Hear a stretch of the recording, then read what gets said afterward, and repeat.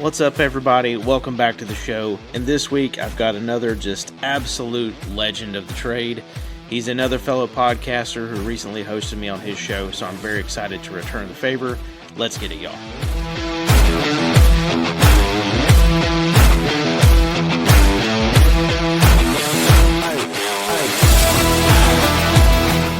What's up, trade crew? Welcome back to HVAC R&D, the voice of contractors, distributors, manufacturers, and everyone working to move the skilled trades forward.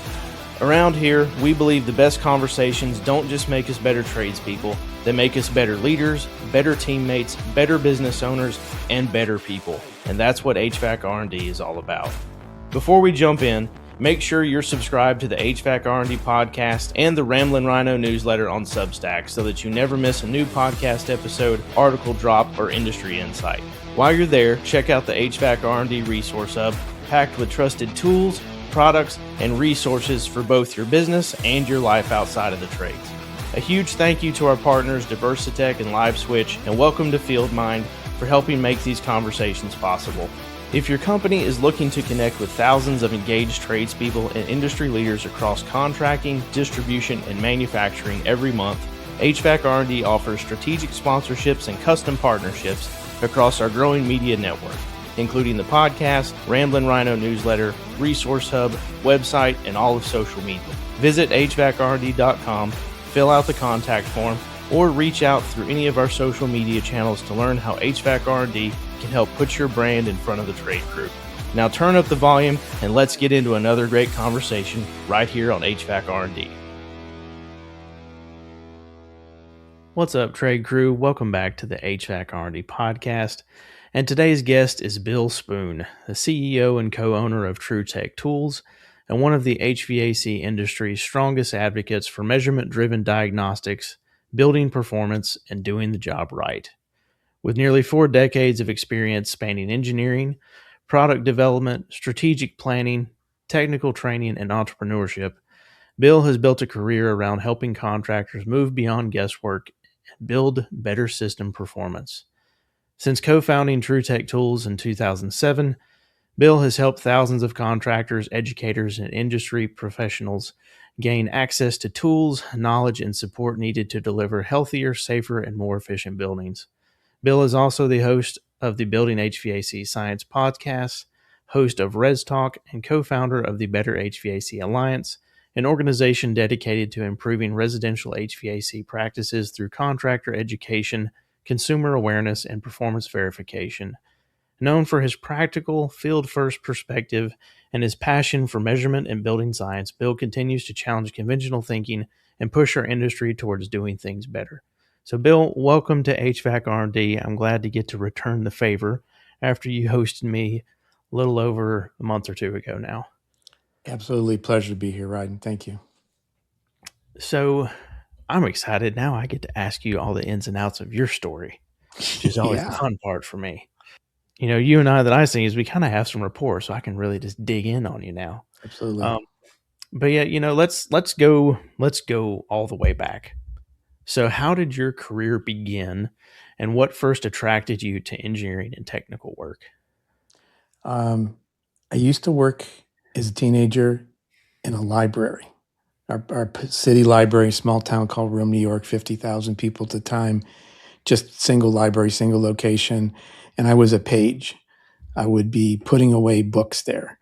On my breaks, I used to read Popular Science magazine. I'm like, this stuff is so cool. And my goal at that time was I'd like to be a person writing those articles, helping explain science to the public. And also at the time, I was doing really well in school, physics and math. And I picked up a book in the library that says, choose your career, take these simple questions, these tests, whatever. And it pointed me to mechanical engineering. I said, it's as good as anything I can think of right now. So I started in mechanical engineering and just also had sort of a curiosity of taking things apart, putting them together sometimes, and had parents who were willing to let me sort of experiment with that kind of stuff. And when you got into everything post your well, actually really kind of post undergraduate, but into your master's, You were working for Eastman Kodak in the 80s. What Mm. kind of work did you do there? And, what lessons from those early years really kind of still influence you today? The job was quality control engineer. So I was reviewing things from design and making sure in manufacturing they met the design standards. They came out the right way. So we used to do a lot of reporting. So I got to see like some of the research aspect, the design aspect, the manufacturing aspect, with both the engineering as well as also like the product, manufacturing floor and that kind of thing, and get to meet with some vendors. So I got this wonderful experience across so many spectrums of the product industry, I'll call it. And working with a big enough company, they had their fingers into so many things. I could get exposure to, how electrophotography works from a research standpoint, how you can make cylinders have different shapes and forms using explosive manufacturing. It was just like all this wild stuff, and so that continued to fuel my understanding of that. So I think what I've taken forward from that is a respect for working on sort of like both sides of the fence. Design engineers have certain goals, but then they got to make it so someone can make it in manufacturing and the production floor can make it. So I would say it instilled in me this like respect for taking the other seat across the table or across the hall and understand what's going on from that perspective. And I think that served me well in making decisions that are more well-rounded and not just from a single point. And no one's ever asked that question before. To kind of expound on that thought process too, you went to Fisher Scientific, eventually to Bacharach.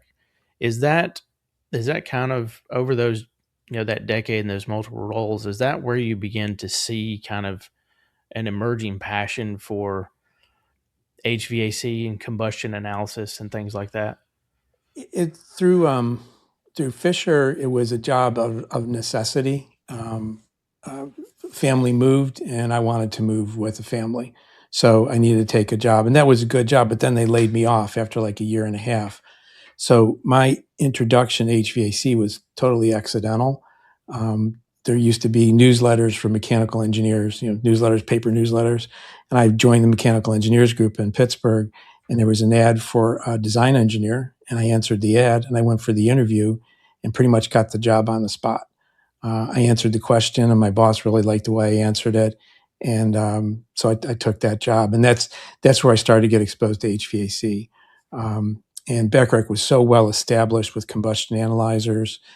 They also had a whole big, maybe even bigger line of gas detection safety equipment for working in mines, for working on oil rigs, oil fields, all those kind of toxic gases. So got to understand, and they actually had sensor development. So I got to see and work with people, including to where I met my wife. She worked in sensor development at Bacharach. Okay. So even more appreciation of getting into tools. Now I see how the progression is working. Okay. Well, and you went from there into Superior Valve and then into Testo. So you've Yeah. kind of that's two of the biggest tool names right there, especially during that time period. So, over those years, as you worked through engineering and product development, you also kind of started getting into strategy and marketing. Which of those roles do you think really taught you the most when you were in them? I think going back to being in engineering at Bacharach, um, the the sales and marketing people in house would come ask me questions about like they were giving a presentation or whatever, and I would say, well, here's how you do it, and they're like, dang, could you just do it for us? So they started inviting me out to do presentations, get involved with sales meetings and things like that. And I guess I had a knack for that. And going back to reading those popular science magazines and saying, hey, I want to be an explainer or an educator, that was sort of built into me somehow. And that was like, wow, this is really fulfilling. And they like what I'm doing, and it's helping the company make progress. So I think the opportunity to be an educator, in a sense, but also understand it's got to fit in the confines of a business, what the business's mission is, what they can do, and also kind of keep it practical. And that's where I got to start to meet contractors and professionals and people working in the field. I think BetterHVAC was probably at the forefront there, and actually doing ride-alongs with people from marketing and sales and engineering, doing ride-alongs to see how the tools are being used in the field. And that gives you like a deep respect for your efforts, because you sell thousands of a thing a year, and either you're making things 1,000 times harder or 1,000 times easier for people. When you and I did our show together, we talked about, engineering bringing in contractors and talking about real from the field feedback.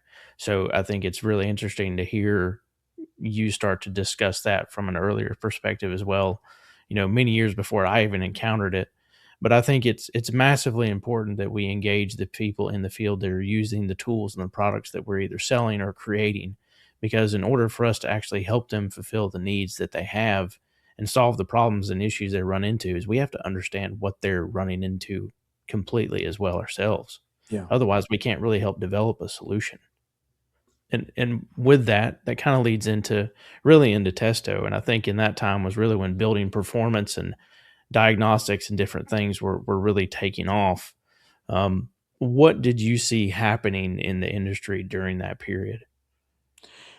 Actually, going back into BetterHVAC, they were involved with some of the first, like when weatherization became a thing in the late 70s to early 80s, and the research was being done into home performance and helping people basically save money. People with lower income save money on their heating with gas, oil, and propane.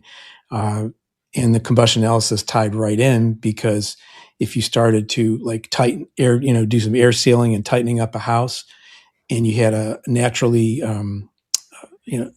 aspirated combustion system, it's drawing air. And if you start to constrict the air, you're going to cause problems with combustion and possibly carbon monoxide production. So it really, I think that was sort of just like, it popped up as awareness. Like, you can fix the airflow through the home, but when you do, you got to watch how the home operates. And then so that connects those two systems together. And I forgot your question, and I just maybe answered something you weren't looking for. No, well, and really it was kind of talking about how in that period we started to see building performance things take off. And I remember I was, knee high to a grasshopper in the early and mid 90s, but I even remember seeing stuff that my dad was doing, because he was BPI certified and did all this weatherization, different things. Because he was always trying to figure out what was coming next. We may have been in a tiny little town in the middle of nowhere, but he was always looking for what was coming next. And I remember when we were building our house, I remember all the different books he was dragging out. It's like, well, I want to make sure I do it this way, because I got to make the house tight, but I can't make it too tight. And I just remember the conversations, hearing him like pour over it at night at different times. So that's always interesting to kind of dig into those things. Outside of some of that, you've also maintained your own consulting practice for nearly 4 decades, focusing on carbon monoxide issues, heat exchanger failures. Why has safety always remained such an important part of your mission? It's weird. I didn't find this out till later, so I'm going to say it was genetic. My grandfather owned a farm, and one night in the winter, the stove in the barn that was keeping the cows warm malfunctioned, released massive amounts of CO, killed his whole herd, his whole crop of cows. And I didn't find that, and I never knew him because he died a couple of years before I was born, but I heard the story from my mom, and I never really drew a line between carbon monoxide, my life, and my grandfather's life. He was also a coal miner too. So that maybe there was just something in my brain that was just stirring around, not in the conscious, but in the subconscious, to say all that's very important.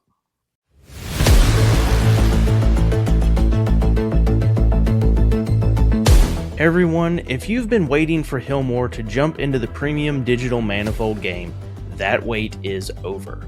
Introducing the brand new HDM1 digital manifold from Hillmore Tools, built for today's HVACR technician and fully compatible with A2L refrigerants. The HDM1 comes loaded with 88 refrigerant profiles covering everything from traditional A1 refrigerants to A2L, A3, and more. And thanks to its onboard processor, you're getting real-time calculations for superheat, subcooling, saturation temperatures, line temperatures, and system pressures, all right on a large, easy-to-read LCD screen. But what I appreciate most about Hillmore is that they never forget who they're building their tools for. You've got oversized rubberized knobs for dirty or wet conditions, rugged construction built for the realities of the field, and included K-style temperature clamps so you're ready to go right out of the box. Bottom line, more information, more accuracy, and more confidence on every service call. Ask your local distributor about the new HDM1 digital manifold from Hillmore Tools, available through Diversitech. Hillmore, tools designed for the way techs really work. Because confidence doesn't come from guessing, it comes from having the right information and the right tools to get the job done.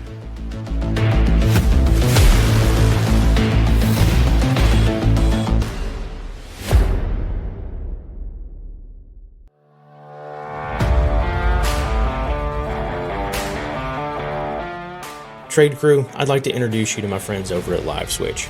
If you haven't heard of them, they're developing a platform specifically for trades contractors and service professionals like yourselves. So picture this. Mrs. Jones calls the office, her furnace is making some kind of strange sound. Normally, you would just have to roll the truck and go see what's going on. But instead, with LiveSwitch, you can jump on a video call right then and there with no app with Mrs. Jones. You can see things from her perspective on a fully functional video call. You can take screenshots, you can record, and you can deliver a different experience that no other contractor is giving their homeowners right now. If you're worried about it working with stuff you're already using, you know what? It integrates perfectly into Jobber, Service Titan, House Call Pro, any of the stuff that you guys are already using. It makes it a seamless transition to add this new tool to your arsenal. Go to hvacrnd.com, visit the vendor hub, set up your LiveSwitch demo today. You can also click the link down in the description below, or you can find the link to the demo in my bio. Thanks everybody for listening to the show. Check out LiveSwitch. I promise you it is an app for you. It gives you an ability to do something completely different for homeowners that no one else is doing right now. You guys won't be disappointed. Go schedule your demo today.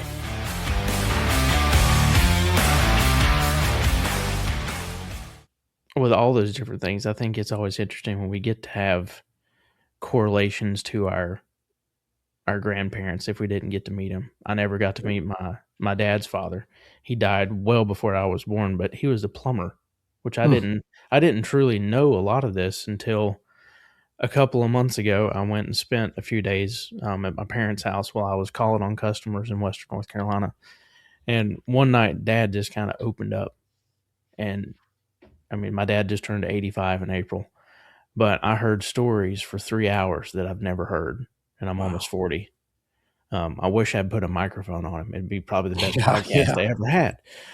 But he talked about, different experiences and different things that kind of tied things together. And it's, as I listen to him talk about different things, now I start to see like, oh, well, maybe that makes sense. That's why I ended up doing certain things too. It's kind of built in there genetically or subconsciously, whether we know it or not. Yeah. And, for you, I would say if someone looked at your resume, they might think everything was carefully planned. But we can but as you and I've started to unpack it, obviously, and just like anyone's resume, everything can look perfectly planned, but we all have hard rights and hard lefts that come out of nowhere. Did you feel that really each opportunity kind of led naturally to the next at all, or do you feel like it kind of was in some cases a mixed bag of chaos, but it's the greatest chaos you could have expected? I think like one thing in particular, when I left Backrec, it was of my choosing. I had moved to a position in the company where I was trying to do the strategic planning for it. And it was I was very honored to have that position, that role, but I wasn't getting support from the owners or the owner. And I just kept on peddling and making no progress. And I was like, I can't spend my life like this. And so I made a deal with myself. I said, I'll keep working hard at this for 6 months. It doesn't change in 6 months. I've given it enough time. I'm resigning. And I did that on the exact 6-month date. So the chaos or the lack of progress I was feeling and seeing, I had to make a deal with myself and say, I got to commit to this. So you do have to, take the wheel at times, and other times you just sort of like, hands off and see where the trail's taking you. Well, speaking of catalysts, I'll kind of roll that into as we move forward with this. So, what was the real catalyst for you launching TruTech Tools in 2007?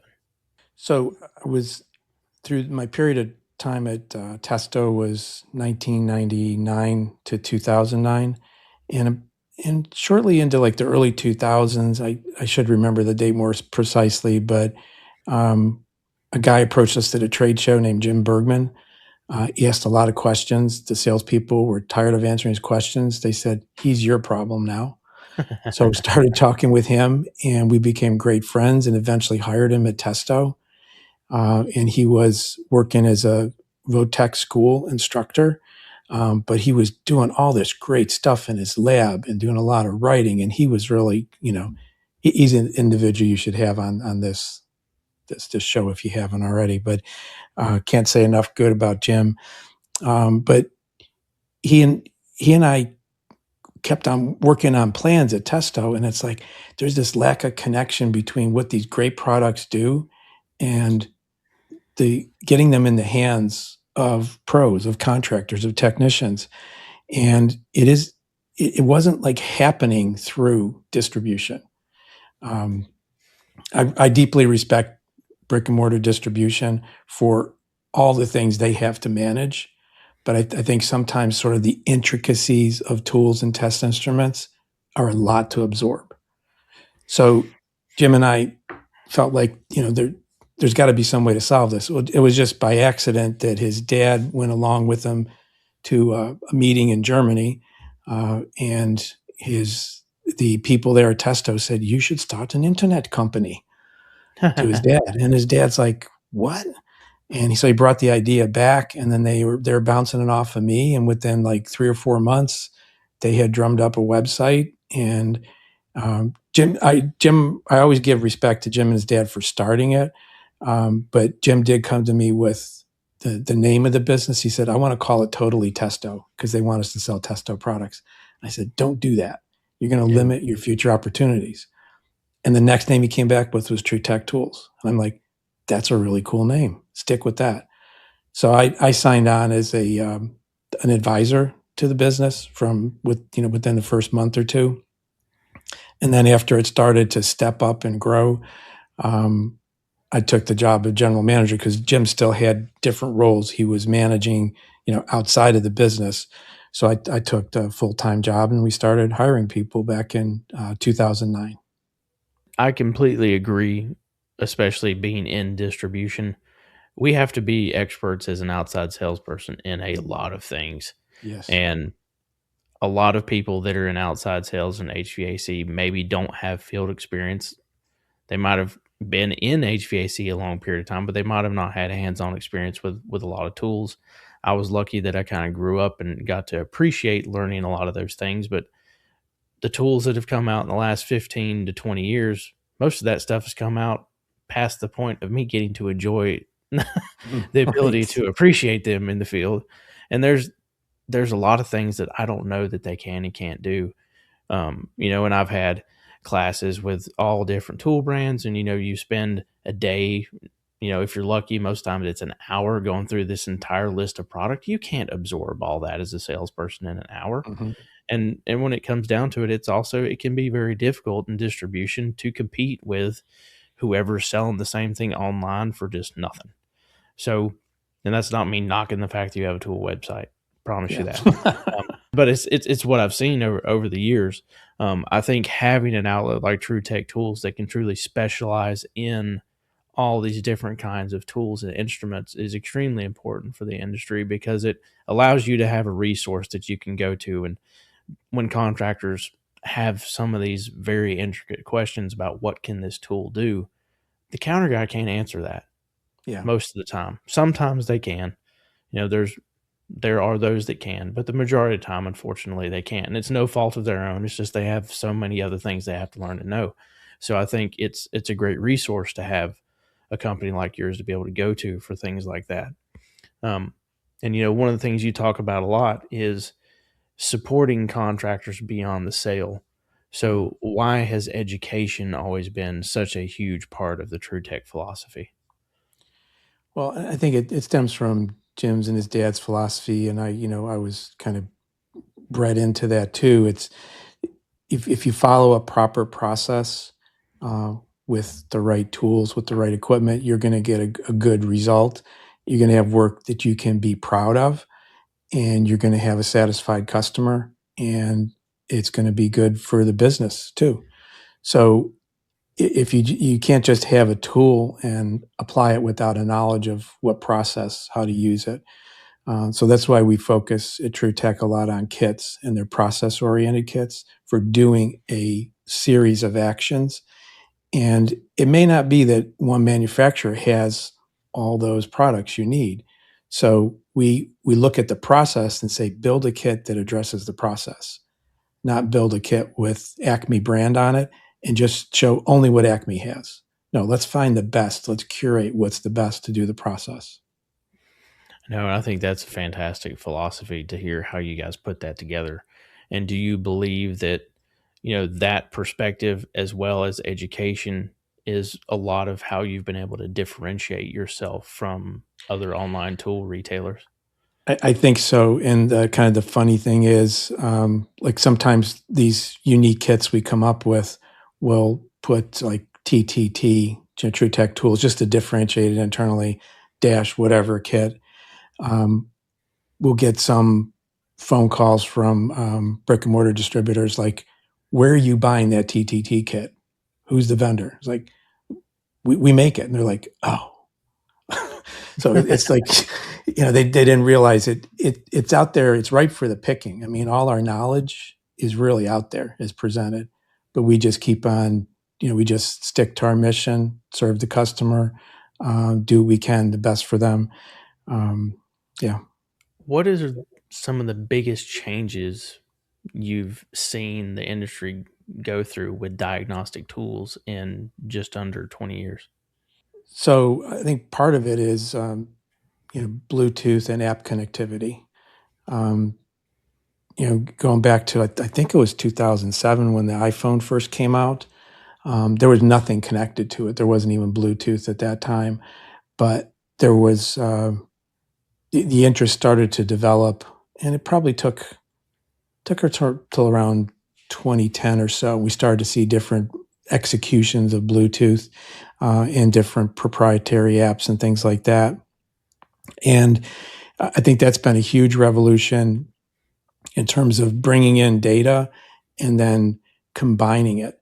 So it's the stuff like you could read in a textbook, like when you know this parameter and this parameter and this parameter, this is what's going on.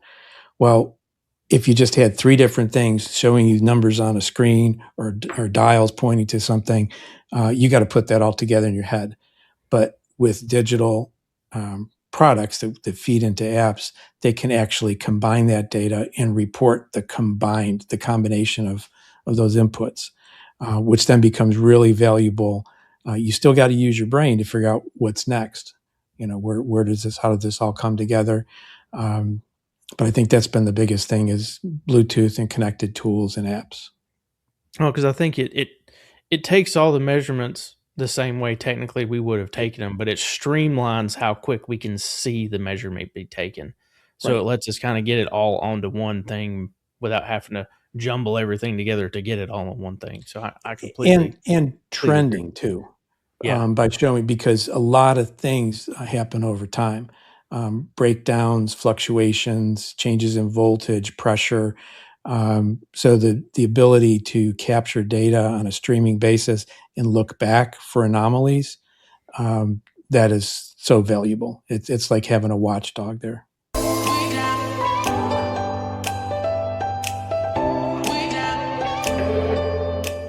All right, trade crew. Commercial HVAC isn't getting any simpler. Have you ever been standing in front of a rooftop unit thinking, I know I've seen this problem before, I just can't remember where? That's where FieldMind comes in. FieldMind is an AI-powered service assistant built specifically for commercial HVAC technicians. Instead of searching random forums or hoping Google gives you the right answer, FieldMind gives you access to a curated knowledge library built exclusively for our industry. So you're learning from real HVAC experience, not internet guesses. And here's what really sets it apart. Every service call makes the platform smarter. As technicians solve problems and contribute what they learn in the field, that knowledge is added back into the system, helping the next technician diagnose problems faster and more efficiently. If you're ready to put another experienced technician in your pocket, download FieldMind from the Apple App Store or Google Play Store and use the HVAC R&D promo code HVACRND30 to unlock your free 30-day trial.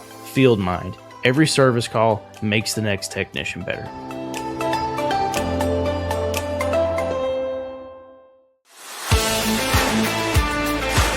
This episode of the HVAC R&D podcast is brought to you by Diversitech, the one-stop source for contractors who want to simplify every job. Whether you're stocking up on install supplies, service parts, thermostats, controls, or digging into the legendary tool line from Hillmore, Diversitech has you covered. They're not just a parts supplier. They help build solutions for HVAC pros, offering pads, condensate management gear, electrical parts, replacement components, premium tools that make installs, service calls, and maintenance faster, cleaner, and more professional. Partnering with Diversitech means fewer trips back to the supply house, more time on the job, and less chance of callbacks because you're using the right gear from the start. If you want to work smarter, stay stocked up, and show up for every job ready, Diversitech is a trade pro's best friend. Well, and alongside of everything you've done with TruTech, you've also become a podcaster yourself. Yeah. Through Building HVAC Science and then through RESTalk. What made you step behind the microphone? Was some of that because of the popular science, I want to be the educator, or was it just also general interest in, can I do this as something different? It was Brian Orr. He was doing a podcast. He'd been podcasting for a long time, but he started to focus the HVAC school podcast. I'm going to guess it was around 2014 to 2016. And he actually got to meet more people in the field, and he wanted to form a network, and he called the Blue Collar Roots Network. And he said, "I'd like you invite you, Bill, to share your perspective on a podcast of your own, and be part of my network." So I came up with the name, but then he did one of those looms where he showed me all the different steps into doing that, and I adapted those steps, and it just kind of took off. I mean, I think anybody who's a podcaster cringes if they listen to their first 20 episodes. I would too. So listeners, go ahead, make fun of me. Go ahead, listen to them. But your first 100? Yeah. Always improving. Yeah. So, but then I really got to dig it because, again, I like sort of getting in front of a crowd. And this is not quite the same, but in the way it is. And maybe because of my experience in like this idea of sitting on different sides of the table and different aspects, being with a manufacturer, being with a distributor, having the experience in the field with people, I can come up with questions, just they come out of my head, and I'm not afraid to ask almost any question. And because of that, I have fun with the guests. But I do one thing, sort of like my engineering discipline is I keep track of the amount of time. And I also try to work off of a topic sentence and stick with that topic sentence. So that way my listeners can feel like I'm, honoring the pact, which is we're going to talk about this and we talk about it. It just doesn't go left, right, sideways, up and down. What do you think you've learned the most from doing podcasts? Is it more about just people in the industry? Is it more about yourself as learning to be a better educator and speaker? Or what would you say is probably your favorite? Not maybe your favorite, but what's the best lesson you've been able to take from hosting a couple of shows and getting feedback and dealing with people that way? I would say it's not so much a lesson, but I'm instilled with hope. That things can change and things can improve and things can be different. And there's a lot of people out there who are looking to do things differently. Sometimes they need a little encouragement, some reinforcement, or or just exposure to a new idea. So I was talking with somebody today. We might talk about, I do some startup advisory, and I'm talking to one company now just today who connected with me on LinkedIn. And I said, "Oh, hang on a second. I got to go fix something in my house. One of the windows blew open." And I came back and I said, "Hey, I live in a almost passive house with heavy windows." He goes, "Oh, I know. I watched all your videos on your house. I'm just like that." So I'm like, "Oh," he goes, "I know where you live." I said, I'm like, I wasn't meaning that for real, but it was like, yeah. So you don't know the impact you can have when you put your heart and soul and brain out there. And that's what I find, that's the best thing. Instilling hope. Well, and that perfectly. You're a fantastic guest, Bill, because you're segueing me into everything I want to talk to you about. So good job.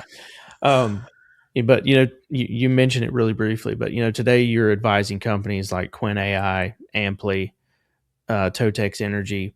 Do you believe it's that sense of hope that really attracts you to these emerging technologies and wanting to help these startups get off the ground?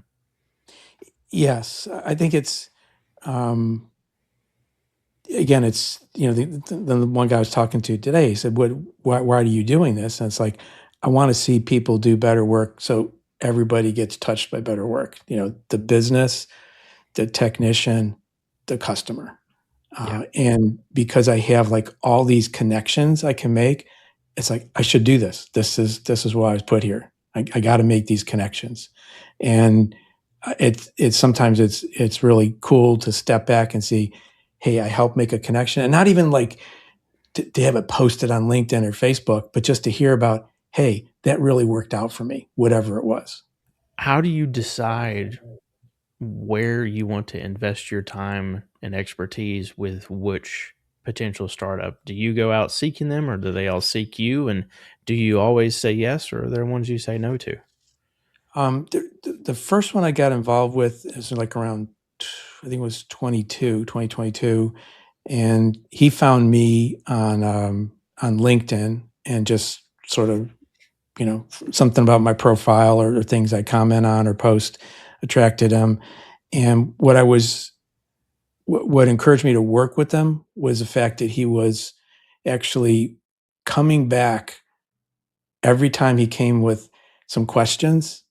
And I would say, well, you need to look at this and this, and you should talk to this person over here. You should research this. He would come back like I was the tutor and he was a student, and he came back with a complete homework. And then the next time we would meet, we'd take it again and again. And it took like maybe about almost 9 months or a year of doing that. And he's like, I could use you as an advisor because you've been doing that essentially for me for a long time.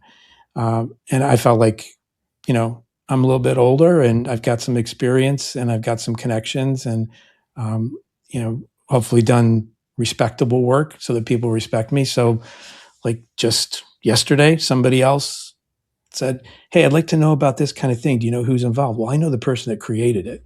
I will connect you with them. And she happened to be on my RESTalk podcast. And when I brought that up, it was like, oh yeah, I remember that. And it must have been a good experience because she said, yeah, I'll connect with that person. So what I try to do now is like use that not as leverage, but as a place to like a foothold to build a relationship. I think you've kind of answered this, but do you feel your role today is becoming less about building business, but more about helping others build theirs? Yeah, I think you're right. It is. It is about helping, and actually, I'm going to be fully retiring next year from TruTech, and my son is really in full capacity as president of the company now, and it's going on a full year of that. So I feel very comfortable about that. So and I plan to, you know, as I said just to them the leadership team the other day, I said I'll stay on as a consultant for as long as you need or want me. But I just need, just make sure what I do is relevant and, but you got this, that kind of thing. Are you surprised at how much of your career has become centered around education and mentorship? Not really, because I think, um, it's kind of funny because I'm also the chairman of our reunion committee for high school. And we're coming up on our 50th reunion next year. And for the last 3 or 4 years, I've been the chairman of the committee because I saw it just kind of like things getting done at the last minute. And I'm like, I got some business skills I can apply here. And then there was like a little dust up at the last meeting, the last Zoom meeting, and two people wrote to me afterwards, says, "We respect your leadership."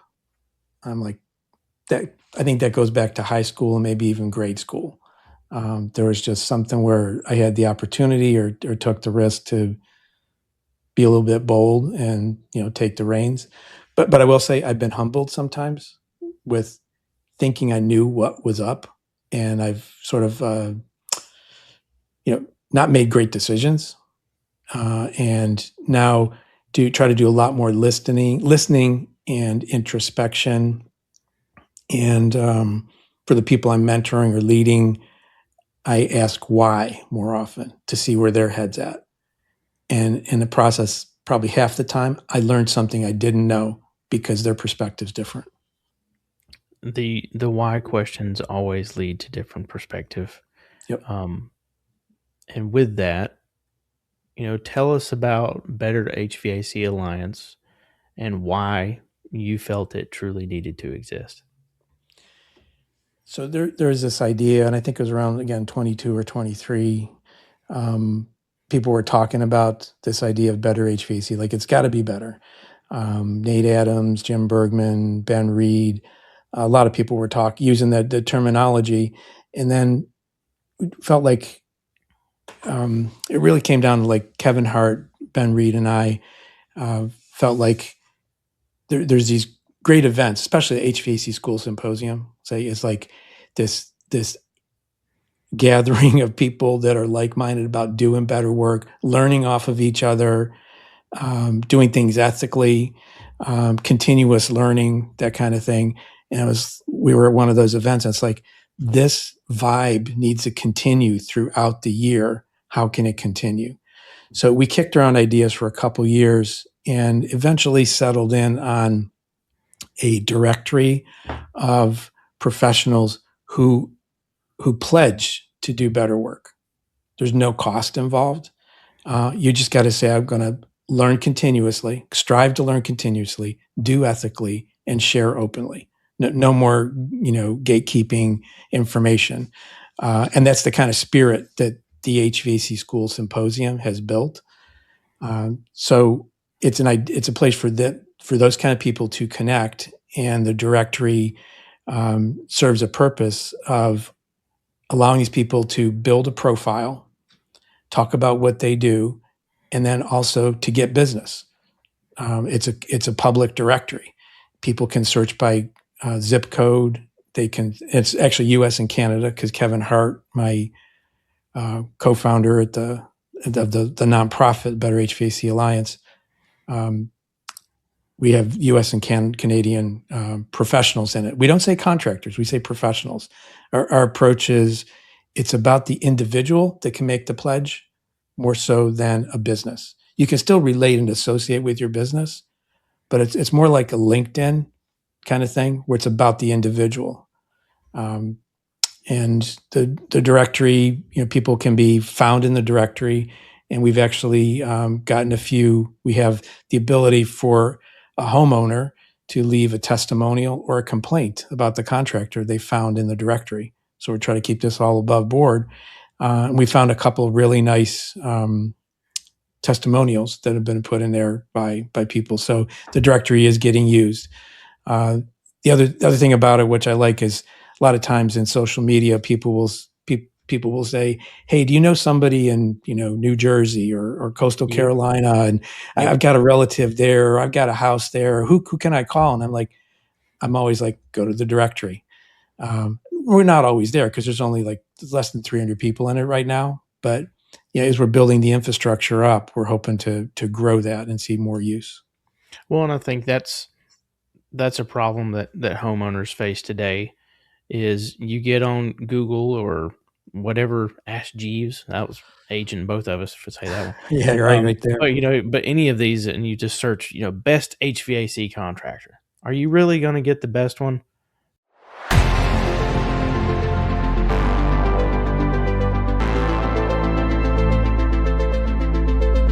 Trade crew, let me ask you something. How many leads are you paying for right now that never actually turn into book jobs? That's where Chirp comes in. Chirp is built specifically for home service companies to help automate your follow-up through text, email, voicemail drops, and now AI-powered conversations, so your leads aren't sitting there going cold while you're out running calls. Because the reality is, speed to lead matters. If somebody fills out an online form and doesn't hear back quickly, they're already calling the next contractor. Chirp helps bridge the gap by instantly starting the conversation and keeping follow-up moving automatically. And what I really like is that it still feels human and not robotic. It integrates with platforms like HouseCall Pro, Service Titan, Field Pulse, Jobber, and more, helping you stay in front of customers without creating more office chaos. If you want to convert more leads that you're already paying for, head over to Chirp, automate the follow-up, and close more deals. Make sure to go to the HVACRD.com resource hub and book your demo today and find out more about what is truly the most badass AI lead conversion system in the trades.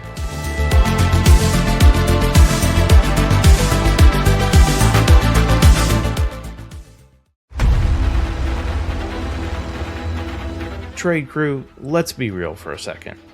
Most callbacks aren't because the system doesn't heat or cool. They're because something small got overlooked. And condensate issues, that's one of the biggest ones. That's why I like the Assurity system from Diversitech. It's a full approach. Pans, switches, pumps, all designed to work together and create redundancy so you're not relying on just one line of defense. Because when water gets loose in a house, that gets expensive. Fast. Now here's the kicker. When you install it the right way, you can back it with the Assurity Promise. That's up to $2,500 in water damage protection. That's a big deal for your customers and for you and your business.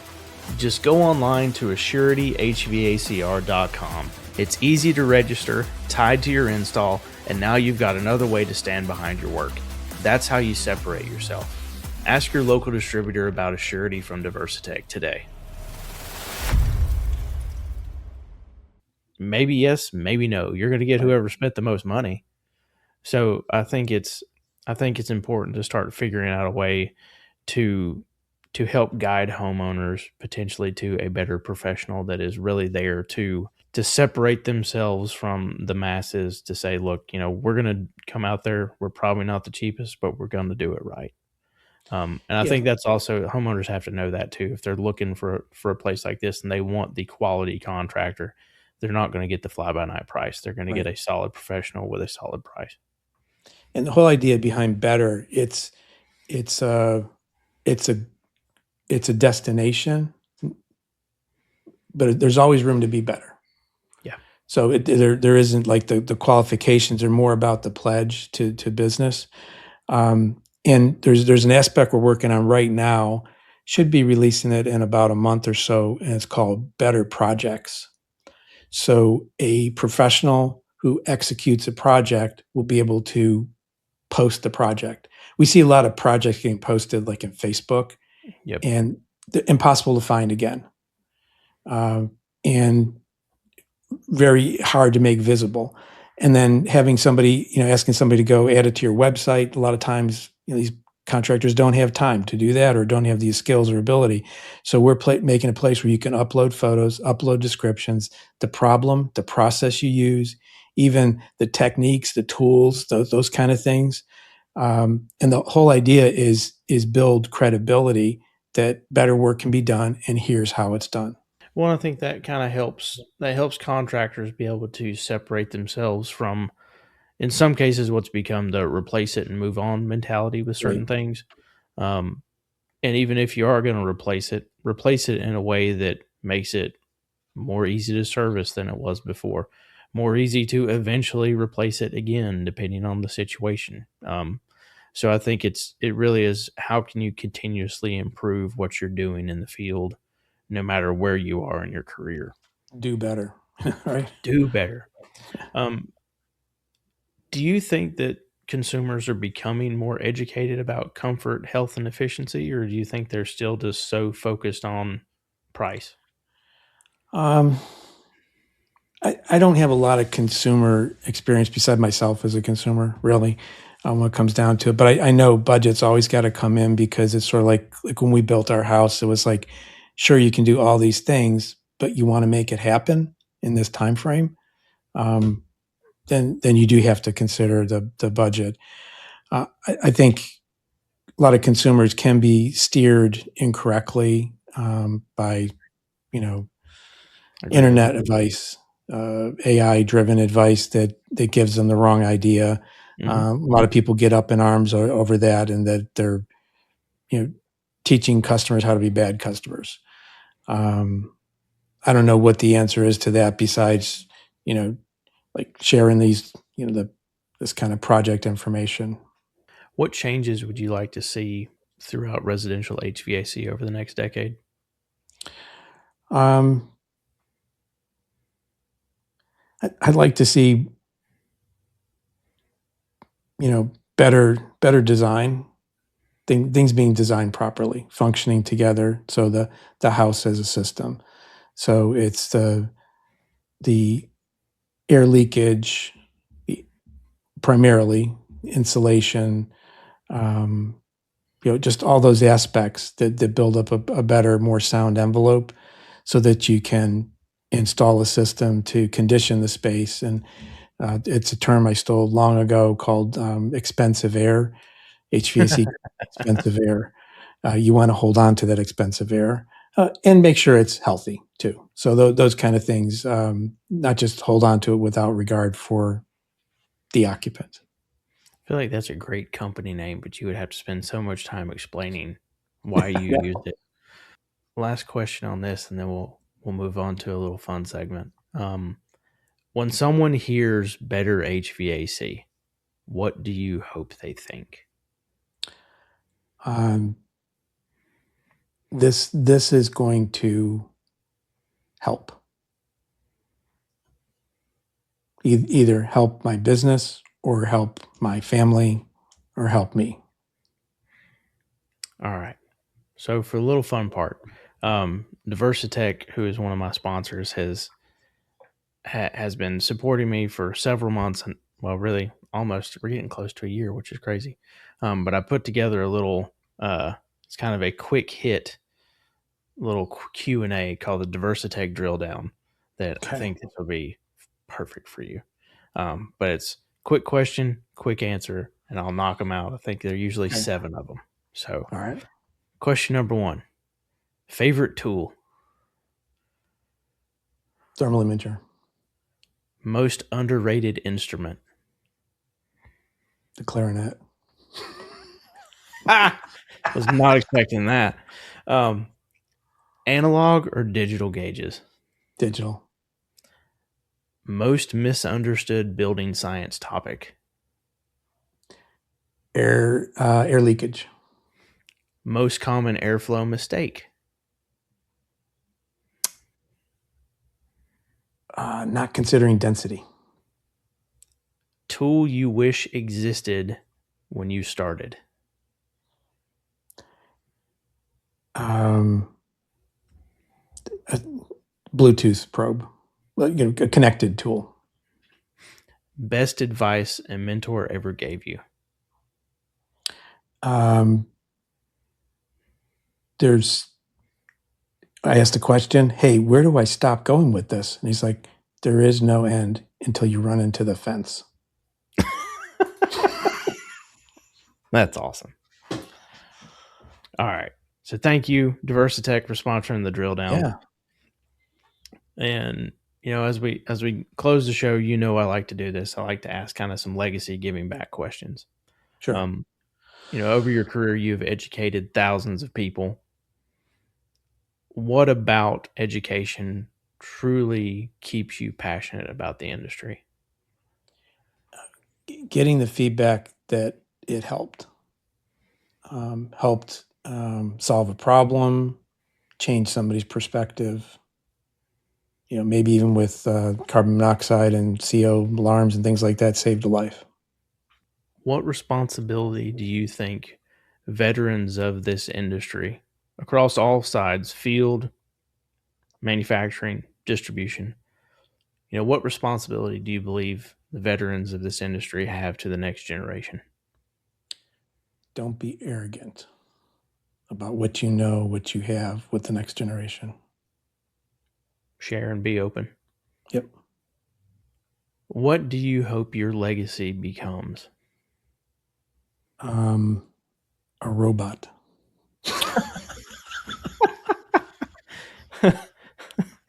Bill 2D2, get over here.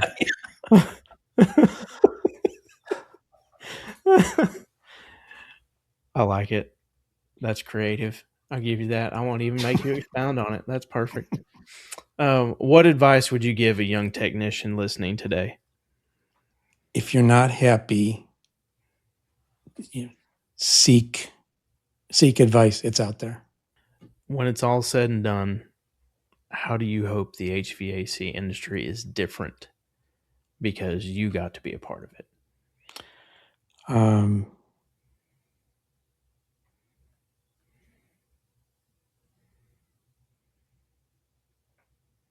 It's just better results for people that, for homeowners, people live in, homeowners, apartment dwellers, that kind of thing. Leave it better than you found it. Yeah. Thank you. Leave it better than you found it. Well, Bill, this has been so much fun. Thank you so much for some time today. Do you have any last words for the trade crew before we wrap this up?